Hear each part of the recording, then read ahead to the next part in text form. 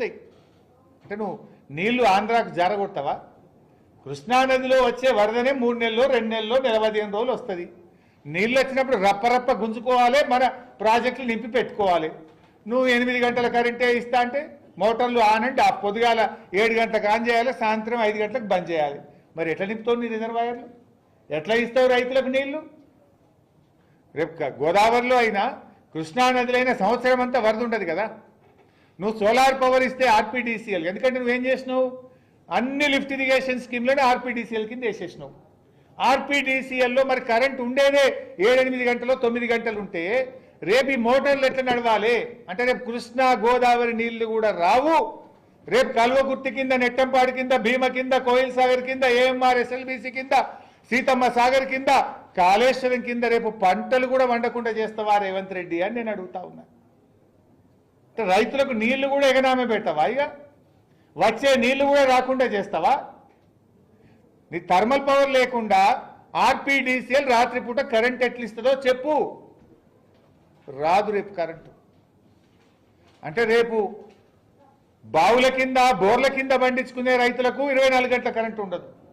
ప్రాజెక్టుల కింద ఉండే రైతులకు లిఫ్ట్ ఇరిగేషన్లు పనిచేయాయి, రేపు సాగునీరు అందుబాటులో ఉండకుండా చేస్తున్నావు. ఇక మూడవది మంచినీళ్ళ పథకం, మిషన్ భగీరథ. లేదా హైదరాబాద్ మంచినీళ్ళు, హైదరాబాద్కు నీళ్ళు రావాలంటే ఎక్కడి నుంచి రావాలి? ఎల్లంపల్లికి వెళ్ళి రావాలి, నాగార్జున సాగర్కి వెళ్ళి రావాలి, సింగూరుకి వెళ్ళి రావాలి.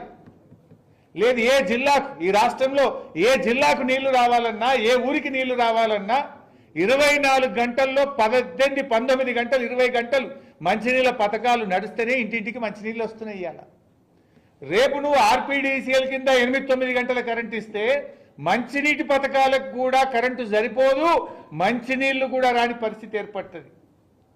ఎవడన్నా మెడ మీద తలకాయ ఉన్నోడు చేసే పని ఇది? అంటే నీ సంగతి ఏంది అసలు? రైతులకు కరెంటుకు దూరం చేస్తున్నావు, సాగునీటికి దూరం చేస్తున్నావు, ప్రజలను మంచినీళ్ళకు కూడా దూరం చేస్తావా? ఇది నేను ఉత్తగా చెప్తలే, నీ జీవోలోనే ఉంది రెన్యూవబుల్ ఎనర్జీ ఇస్తా. రెన్యూవబుల్ ఎనర్జీ అంటే సోలార్ పవర్. సోలార్ పవర్ అంటే పొద్దుగాల 7-8 గంటలకు వస్తుంది, సాయంత్రం బంద్. ఏడన్నా మబ్బులు పడతాయి, మబ్బులు పడితే మరి మంచినీళ్ళు వద్దాయి ఆ రోజు.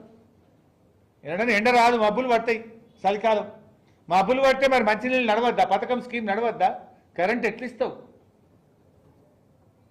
అంటే నీ నిజాయితీ లేదు నీలో నీకు చిత్తశుద్ధి లేదు. ఇలా ఆన్ అండ్ ఆఫ్ పద్ధతిలో మోటార్లు నడిపితే, లిఫ్ట్ ఇరిగేషన్ స్కీములు నడిపితే మోటార్లు ఖరాబ్ అవుతాయి. ఇవాళ ఇంజనీర్లు, ఇరిగేషన్ ఇంజనీర్లు చెప్తున్నారు, కాళేశ్వరం అయినా, సీతారామ అయినా, కల్వకుర్తి అయినా, దేవాదులైనా పొద్దుగాల స్టార్ట్ చేసి సాయంత్రం బంద్ చేస్తే మోటార్లు ఖరాబ్ అవుతాయి. రౌండ్ ద క్లాక్ నడపాల్సిందే మోటార్లు. ఎన్ని రోజులు నీళ్ళు అవసరం ఉంటే అన్ని రోజులు నడపకపోతే ఆ మోటార్లు కూడా ఖరాబ్ అవుతాయి. అంటే రేవంత్ రెడ్డి ఇలా ఆర్పీడీసీఎల్ ఏర్పాటు చేసి ప్రజలను బోరు బావుల మీద ఆధారపడ్డ రైతులకు 24 గంటల కరెంటుకు దూరం చేస్తున్నాడు. లిఫ్ట్ ఇరిగేషన్ స్కీముల కింద సాగునీటి సదుపాయానికి రైతుల్ని దూరం చేస్తున్నాడు. ప్రజలకు త్రాగునీటికి దూరం చేసేటువంటి కుట్ర చేస్తా ఉన్నాడు రేవంత్ రెడ్డి. ఇప్పటికే నీకు రైతులంటే చిన్న చూపు. రైతులను ఎరువులకు దూరం చేసినావు, రైతు బంధు పథకానికి దూరం చేసినావు, రుణమాఫీ ఎగబెట్టినావు, రైతు బీమా పథకానికి దూరం చేసినావు, వడ్లు కొనుగోలు చేయమంటే చుక్కలు చూపించినావు. ఇప్పుడు ఇంత కరెంటు కూడా రాకుండా చేస్తావా రేవంత్ రెడ్డి? ఇవాళ 2003 ఎలక్ట్రిసిటీ యాక్ట్ ఏం చెప్తుందంటే, ఏ డిస్కామ్ అయినా సరే ప్రజలు వినియోగదారులు కోరుకుంటే, వ్యవసాయ విద్యుత్ కనెక్షన్ అయినా, ఇంటికైనా, పరిశ్రమలకైనా ఎవరు కోరినా వినియోగదారుడికి తప్పకుండా కనెక్షన్ ఇవ్వాలని ఎలక్ట్రిసిటీ రెగ్యులేషన్ యాక్ట్ సెక్షన్ 43 స్పష్టంగా చెప్తుంది. నువ్వు రేపు ఎస్పీడీసీఎల్ కింద ఉన్న రైతు, నీకు నేను వ్యవసాయ విద్యుత్ కనెక్షన్ ఇయ్యా, నువ్వు రైతు డిస్కామ్ కిందకే పో అంటే హక్కు నీకు రాష్ట్ర ప్రభుత్వానికి లేదు, నీ ఈఆర్సీకి కూడా లేదు. ఇవాళ ఎంత దారుణం అంటే, మన ఊర్లలో మనం చూస్తుంటాం. ఇప్పుడు ఇరుకోడు పక్కన హనుమంతపల్లి అని ఒక ఊరు ఉంటుంది. హనుమంతపల్లి పోతే ఏముంటుంది? బాయిల కాడనే ఊరది, ఇంటెనకనే బాయి, ఇల్లు బాయి గడ్డ మీదనే ఇల్లు ఉంటుంది, ఇంటి పక్కనే బాయి ఉంటుంది. రైతులు ఏం చేస్తారు అక్కడ చాలామంది ఇంటెనక పొద్దుగాల లేచి బాయి కాడ పని చేసుకుంటారు, ఇంట్లో ఉంటారు.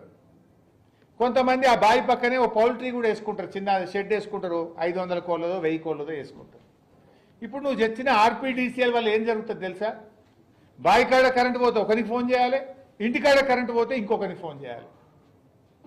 రేపు ఆ బావి గడ్డకు నేను ఇల్లు కట్టుకుంటా, ఎవరైనా కొత్తగా ఇల్లు కట్టుకుంటా, నాకు ఎలక్ట్రిసిటీ కనెక్షన్ ఇవ్వమంటే ఏమవుతుంది తెలుసా? రేపు లేలే మేము ఇయ్యం, ఎస్పీడీసీఎల్ వాళ్ళు ఇస్తారు, అప్లికేషన్ పెట్టుకుంటాడు. ఎస్పీడీసీఎల్ ఏమంటాడు?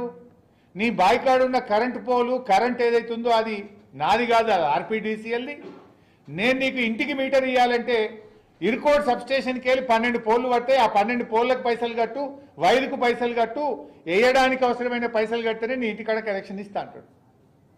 అంటే డబుల్ లైన్లు వేసుడు, పోల్లు కూడా ఎక్కువ పడతాయి రైతుల పొలాలలో. ఇప్పుడు బావి కాడ కనెక్షన్ ఉంది ఆల్రెడీ కరెంటు, దానికే ఇవ్వచ్చు కదా. రేపు ఇప్పుడు కొత్త సిస్టమ్ ఏం చెప్తుందంటే ఆర్పీడీసీఎల్ రైతులకు మాత్రమే ఇస్తుందట, ఇంటికి ఇవ్వాలంటే ఎస్పీడీసీఎల్ ఓడో ఎంపీడీసీఎల్ ఓడో ఇవ్వాలి. లేదు బావి కాడ ఒక పౌల్ట్రీ పెట్టుకున్నా అంటే ఎస్పీడీసీఎల్ ఎంపీడీసీఎల్ ఇవ్వాలి. లేదు మా పసుపు పండించే రైతులు పసుపును ఉడకబెడతాము అంటే లేలే ఇది దీని కింద ఉడకబెట్టద్దు, ఎస్పీడీసీఎల్ కరెంట్ తీసుకో అంటాడు. చెరుకు పట్టాలి, చెరుకు నేను తిప్పాలి, గానుగ తిప్పాలంటే ఎస్పీడీసీఎల్ కనెక్షన్ ఇవ్వాలంటాడు. అంటే ఆ ఎస్పీడీసీఎల్ ఏమంటాడు? నీ బావి కాడ నా కరెంట్ లేదు, నేను ఊరి నుంచి నీ ఇంటికాడ